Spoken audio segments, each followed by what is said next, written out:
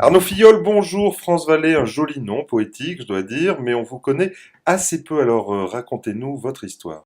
France Vallée a été créée par deux anciens de la Française, dont je fais partie, nous sommes deux associés. C'est une société de gestion de portefeuille qui a trois activités. La première, la gestion de groupements forestiers, qui est une activité assez récente et encore assez peu connue comme actif de diversification et d'optimisation patrimoniale.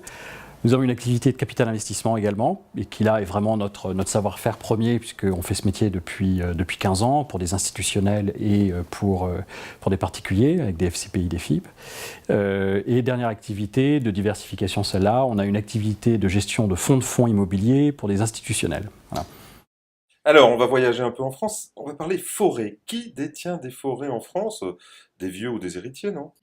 Pas tout à fait. Vous avez finalement des intérêts pour la forêt qui sont extrêmement variés. De la diversification patrimoniale pour investir dans un actif qu'on connaît, dans lequel on se promène tous les jours, soit pour chasser, soit pour ramasser les champignons, soit pour exploiter du bois. Nous, c'est plutôt notre vision et notre activité, l'exploitation. Donc, c'est un actif qui, du coup, intéresse beaucoup de générations. On va parler fiscalité, parce qu'en réalité, si on investit dans la forêt, c'est qu'il y a un avantage fiscal. Il y en a même plusieurs. Alors, on va commencer par la fiscalité successorale. Elle existe depuis 1930. Elle est là parce que quand vous transmettez une terre à vos enfants, vous n'êtes pas taxé sur la valeur du blé qui pousse dessus, que vous allez exploiter. Pour la forêt, c'est la même chose. Le bois ne rentre pas dans la valeur taxable au moment d'une transmission.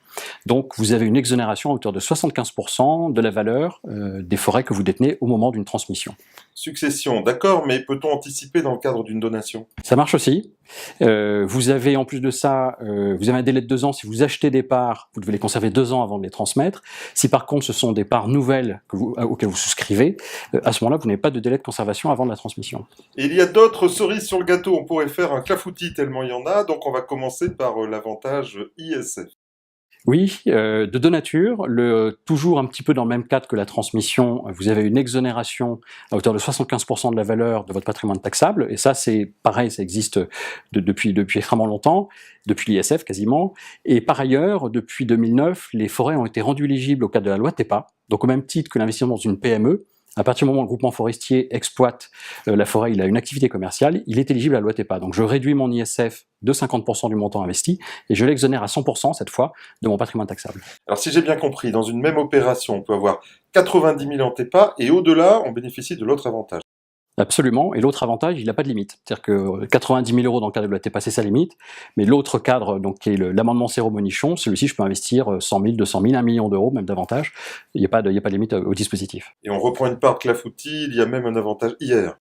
Il est plus petit, effectivement, là c'est la cerise du clafoutis, en l'occurrence, la réduction elle est de 18%, pour un investissement qui est limité à 11 400 € pour un couple, la moitié pour une personne célibataire, avec un délai de conservation qui est de 8 ans. Ok, on parle rentabilité quand même, parce que s'il n'y a pas de rentabilité, tout ça ne sert à rien. En réalité, les forêts, ça ne rapporte pas beaucoup, et donc on va faire un petit calcul avec la fiscalité cumulée. C'est mieux que des placements sécures. Oui, puisque donc effectivement, le rendement brut de la forêt en France est relativement faible. On parle de 2% en moyenne, mais ça va varier de 1 à 3% en fonction des typologies de forêt que vous avez. Mais ce rendement, dès lors que c'est de la vente de bois, vous n'êtes pas taxé à l'IRPP dessus.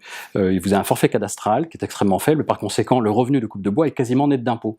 Donc 2% de rendement brut avec un peu de frais de gestion en moins, 0,5 en l'occurrence sur nos groupements forestiers, vous avez 1,5 de rendement net, mais si je réintègre le fait que je ne paye pas d'impôt dessus, finalement on devient comparable avec beaucoup de classes d'actifs. Et si je rajoute à ça l'avantage ISF, ça peut faire mieux qu'un fonds en euros.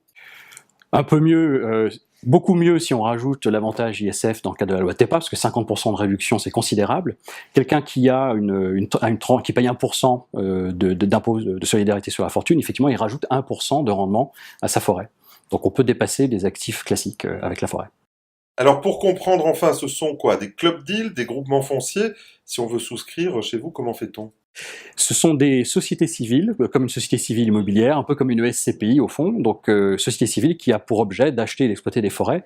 Donc nous commercialisions des parts de ces groupements forestiers, tout comme des parts de SCPI peuvent être commercialisées.